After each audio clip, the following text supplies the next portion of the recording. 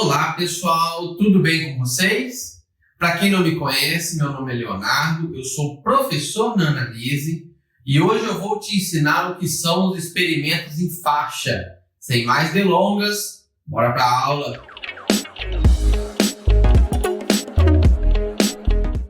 Experimentos de faixa, pessoal, é um tipo muito específico de experimento que normalmente vocês só vão ver esse tipo de experimento se vocês forem para uma empresa que trabalha com experimentos de campo. Eu, pelo menos, nesses 11 anos de experiência, quase 12 já, nunca vi esse tipo de experimento dentro de universidades ou dentro de casa de vegetação, porque não faz muito sentido. Vocês vão ver que ele tem características que se encaixam perfeitamente no campo, ok? Então, vamos lá. Eu abri aqui, o meu Paint para mostrar aqui um pouquinho para vocês como que isso funciona. Então, primeiramente, nós temos uma área experimental, ok? E essa área experimental, normalmente, ela é bem grande, ok? Esse é o primeiro ponto. É uma área de, no mínimo, 1 hectare, tá? Não vai trabalhar com menos que isso, podendo chegar até a 10, 20 hectares. Tá? É muito comum trabalhar com parcelas muito grandes no experimento de faixa, tá bom? Então, esse é o primeiro ponto, áreas grandes. Por isso que a gente já elimina aí casa de vegetação, que não faria muito sentido. Tá? Então, experimento de campo, áreas grandes. Como essas áreas são muito grandes, muitas das vezes a gente nem consegue ter homogeneidade, tá? Dentro dessa área, por essa questão, né?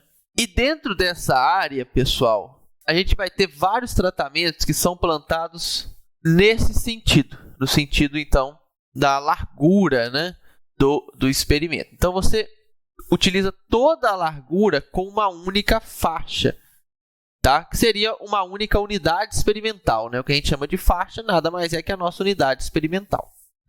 Então, eu tenho um experimento mais ou menos dessa forma.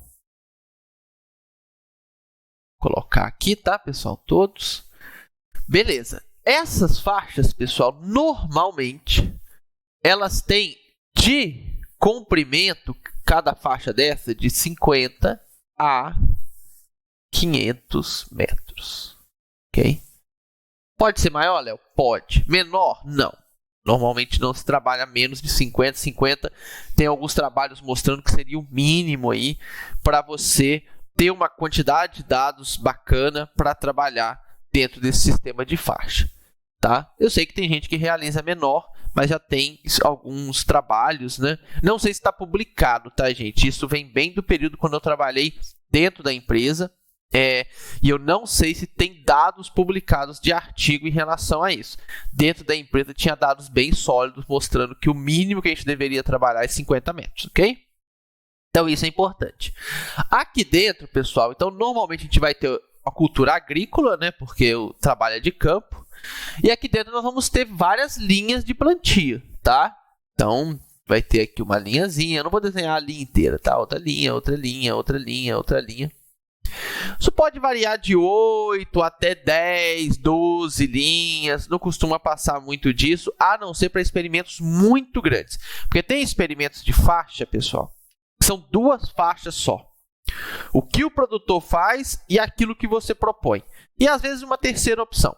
Aí essas faixas a gente costuma fazê-las com 4, 5 hectares, ok? Então cada parcela experimental com 4, 5 hectares, tá? Isso acontece, mas o mais comum é a gente vir com várias faixas, cada faixa vai ser um tratamento.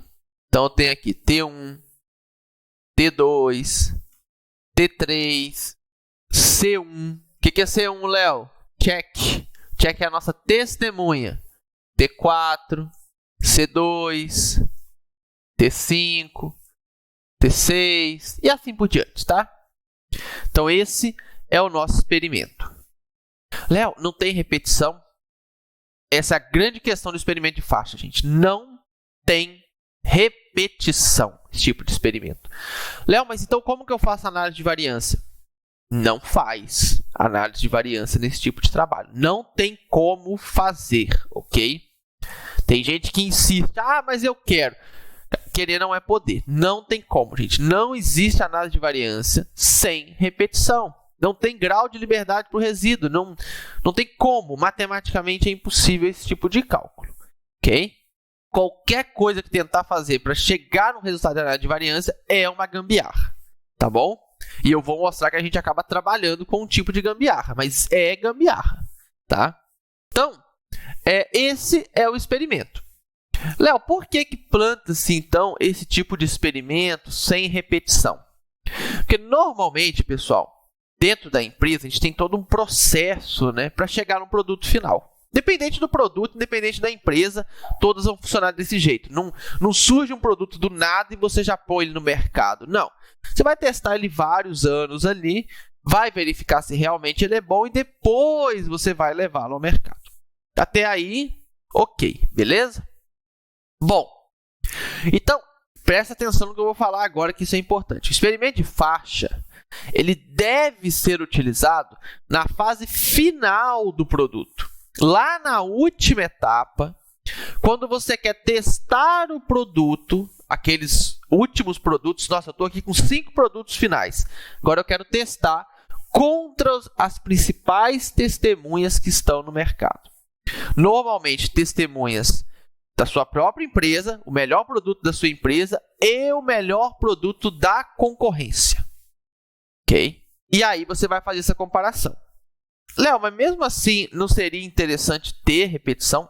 Com certeza, gente. Seria muito legal ter repetição dentro desse experimento, seria fantástico pensar na possibilidade de ter repetição. Qual que é o problema, pessoal? Esse experimento, esse tipo de experimento, ele precisa ser repetido no máximo de locais dentro daquela região onde você vai lançar o produto. Então, se eu vou lançar um híbrido de milho na região sul do Brasil, eu tenho que colocar ele no máximo de locais possível dentro do Rio Grande do Sul, de Santa Catarina, Paraná, São Paulo e Mato Grosso do Sul. Quando eu falo em região sul é porque a gente divide tropical e subtropical, tá, gente? Então, normalmente, você consegue trazer uma variedade de milho até ali Mato Grosso do Sul, São Paulo. Dali para cima já tem que ser diferente, tá? Não entendam como região sul, geograficamente falando, não, tá? Estamos falando aqui agriculturalmente falando, tá bom? Então, você vai montar no máximo de locais, 100 locais, 200 locais, o tanto que você conseguir. Isso é muito caro, gente, montar esse monte de experimentos. Nós estamos falando de experimentos muito grandes. A quantidade de semente é muito grande. Mão de obra, né? Tratos culturais, nada disso é fácil de ser feito. Então, e mais um detalhe, gente. As grandes empresas, talvez nas pequenas sejam diferentes, não tenho certeza, mas as grandes empresas, elas pegam áreas emprestadas do produtor. Tá? Faz-se um acordo e o produtor empresta a área. O que acontece, pessoal? Se eu colocar mais uma repetição, o produtor vai ter que emprestar o dobro de área. Pode ser que alguns produtores já não vão querer mais. A gente já tem esse problema. Isso depende do produtor. Porque quem faz os tratos culturais é o produtor, é o mesmo trato cultural que ele faz na lavoura como um todo. Até para a gente conseguir ver bem essa questão do campo, do ambiente, essas coisas todas, tá? Então, gente, a gente chega num ponto complicado entre a estatística, precisar de mais uma repetição, e o que a gente vê no campo. E acaba que, nesse caso, a estatística sai perdendo, porque a gente não quer correr risco de talvez não conseguir conduzir bem o experimento, não encontrar muitos produtores para montar esse tipo de experimento. Porque, normalmente, a quantidade de faixas são grandes, tá? Em torno aí de 15 até 25, 30 faixas. Então, o número de produtos avaliados é muito grande. Isso acaba pegando uma área grande aí do produtor, tá bom? Então, esse é o nosso experimento em faixa. Aqui dentro, pessoal, é muito comum a coleta de doenças, ok? E aí a gente faz amostras. Ninguém coleta a faixa inteira, é muito grande. Você tem lá protocolos para fazer amostras, tanto de doença quanto de pragas, muito bem estabelecidos, tá? E aí é possível fazer dentro desse tipo de experimento, tá bom? Bom, além disso, tem a produtividade. Talvez nesse tipo de experimento é o mais importante, né? Então, colhe-se, utilizando máquinas, né, toda a extensão da faixa e mede-se a produtividade, né, pode ser em sacos por hectare, quilos por hectare, da forma que preferir, para toda a extensão da faixa, né, para aquele tratamento específico. Ok? Então, esse é o experimento em faixa, para quem nunca viu, para vocês conhecerem como que ele é. Agora, pessoal, eu vou vir aqui para o Excel para vocês entenderem melhor algumas análises que nós fazemos. Então, eu vou digitar aqui tratamento, ok? Trate. E vou colocar, gente, só tratamento 1 e 2, tá bom? E aí, nós vamos ter aqui local, tá? Então, eu vou colocar aqui loc 1 e 1. Vou trabalhar só com 2 tratamentos, gente, para ficar mais fácil vocês entenderem, tá bom? Aqui nós vamos ter local 2, local 3, local 4 e local 5. Vamos trabalhar com 5 locais. Vou colocar aqui produtividade. Trabalhar com milho em sacos por hectare, ok? Então, vamos colocar em torno de... Aqui vou colocar 140 sacos, aqui vou colocar 130, 120, 115, opa, 150 não, 115, 110, 115, 120, 118, 130 e 110. Então, vamos supor que você montou um experimento somente com 2 tratamentos em 5 locais e você coletou produtividade. Primeiro ponto, pessoal, e depois a gente vai aprender a fazer isso no R, tá? Numa próxima aula. Hoje a aula é teórica. Primeiro ponto, você fazer uma análise de variância. Uma pseudo-análise de variância, né? Eu gosto de sempre colocar essa palavra, porque a gente precisa fazer algo aqui que não é tão correto estatisticamente. Como que a gente rodaria uma análise de variância? A gente teria tratamento e os locais seriam consideradas as nossas repetições. Ok? Então, a gente não teria local como efeito dentro do modelo. O modelo seria y igual tratamento mais repetição mais o erro. Ok? Então, a gente teria basicamente aqui um DBC tradicional. Tá bom? Então, por que eu chamo de pseudo-repetição, gente? Porque a repetição, quando a gente tem lá o conceito de repetição, teria, teoricamente, estar dentro de uma mesma área experimental. O bloco, quando a gente trabalha com bloco, pode até ser que a gente faça em outras áreas, mas aqui nós estamos falando até de outras regiões. Então, a gente não tem esse conceito bem formado dentro da estatística, tá? Pode rodar essa análise, não tem problema. Você não consegue verificar a interação, tá, de tratamento com local, nada disso. Você vai verificar aqui via essa análise de variância, tratamento 1 melhor do que o 2. É o que dá para fazer. Normalmente, pessoal, a gente acaba utilizando aqui modelagem mista, tá? Então, a gente vai ter o tratamento, vai colocar local como repetição e vem aqui até com mais algumas informações relacionadas à parte climática, que normalmente é muito importante, e trabalha-se mais com um modelo misto, ok? Então, essas são análises bem interessantes. Um outro tipo de análise que vocês não conhecem e que isso também não sei se na literatura existe esse nome, é o chamado head-to-head, cabeça contra cabeça. O que isso significa, Léo? Algo muito importante quando nós vamos lançar um produto, é claro que a média do produto influencia, a parte estatística e tal, mas uma outra forma é verificar quantas vezes um produto vence o outro e a diferença final disso.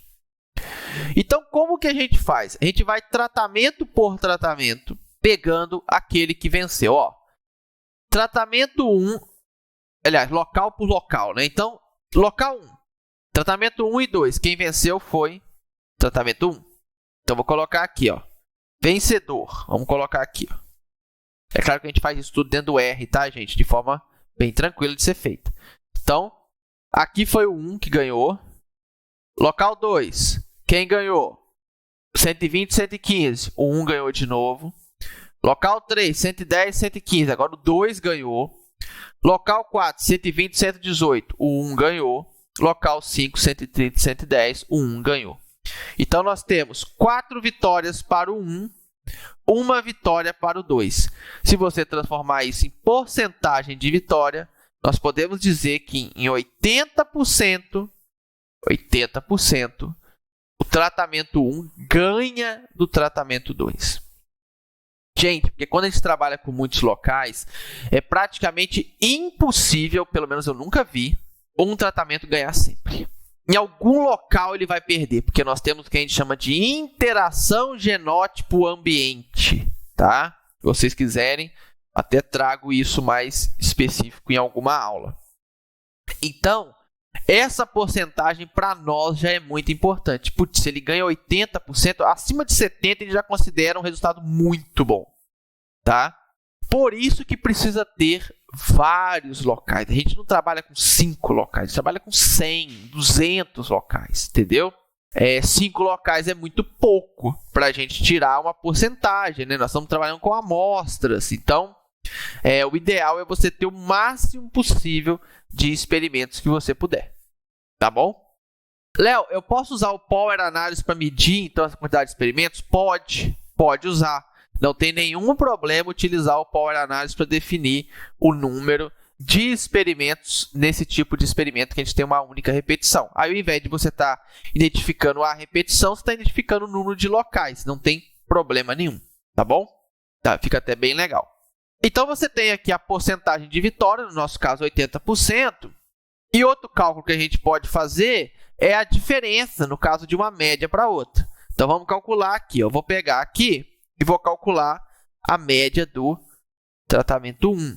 Então, igual, média. Então, vamos lá. Ó. Vou pegar aqui 140, 120, 110, 120, 130. Né? Agora, a gente vai pegar aqui do tratamento 2. Pegou até os valores certos, gente, mas por algum motivo o resultado aqui não está legal. Deixa eu fazer diferente aqui, então. Deixa eu colocar a média do 1 toda aqui do lado. 140. 120, 110, 120, 130. 120, 130, igual, média, é essa função mesmo, 4AF9. Gente, por algum motivo, o nosso querido Excel não quer nos dar aqui a média, né? Mas tudo bem. Eu calculo ela, então, de outra forma. Não tem problema. 620. Pego esse valor, divido por 5 e chego na média. Quando você sabe fazer o cálculo, gente, não tem problema, né? O programa falhar com você faz sem nenhum problema. 130, 115, 115, 118 e 110. Então, aqui eu vou pegar, vou copiar essas fórmulas para cá. E aí eu chego, que a média para o tratamento 1 é 124, a média para o tratamento 2 é 117,6. Nós estamos falando em sacos por hectare, gente, de milho. Então, nós estamos falando numa diferença de 6,4 sacos. E aí você chega para o produtor e fala, olha, a diferença do tratamento 1 para o tratamento 2 é 6,4 sacos por hectare com a porcentagem de vitória de 80%. Muitos produtores, aqueles que estão mais tecnificados, eles já entendem essa linguagem hoje. Então, você consegue passar isso bem para eles, sabe? Porque tem muito treinamento, muito curso sendo realizado nessa área. Então, o produtor já entende, ele já fica feliz em ouvir aquilo. E 6,4 sacos, gente, é muita coisa. Não sei quanto está o saco de milho hoje, talvez uns R$50, né? Nós estamos falando em mais de R$300 por hectare, né? O produtor que tem aí 1.000 hectares, né? Aí você faz a conta aí de mais de 300 mil de lucro para ele por ano, ok? Então, essas são duas análises que a gente usa muito quando trabalha com experimento de faixa, né? É a porcentagem de vitória e fazer o cálculo dessa diferença entre os tratamentos. E aí dá para fazer até um teste T. está em cima dessa diferença, você aplica um teste T para ver se essa diferença é estatisticamente significativa, tá? Claro que isso aí você não precisa passar para o produtor, mas é legal você saber, né? Se é estatisticamente diferente ou não. Nós vamos, mais uma vez, ter uma aula em R que eu vou mostrar como que faz o head-to-head, né? O head-to-head completo, né? Com a porcentagem de vitória e esse cálculo da diferença com o teste T. Ok, pessoal? Então, esse é o experimento em faixa. Mais uma vez, quem for para a empresa privada, é legal vocês já conhecerem, porque lá vocês vão pegar isso, se for empresa agrícola, né? E mesmo se não for, é bom você conhecer um outro tipo de experimento. Ok? Então, pessoal, na aula de hoje é isso e vejo vocês na nossa próxima aula. Até mais!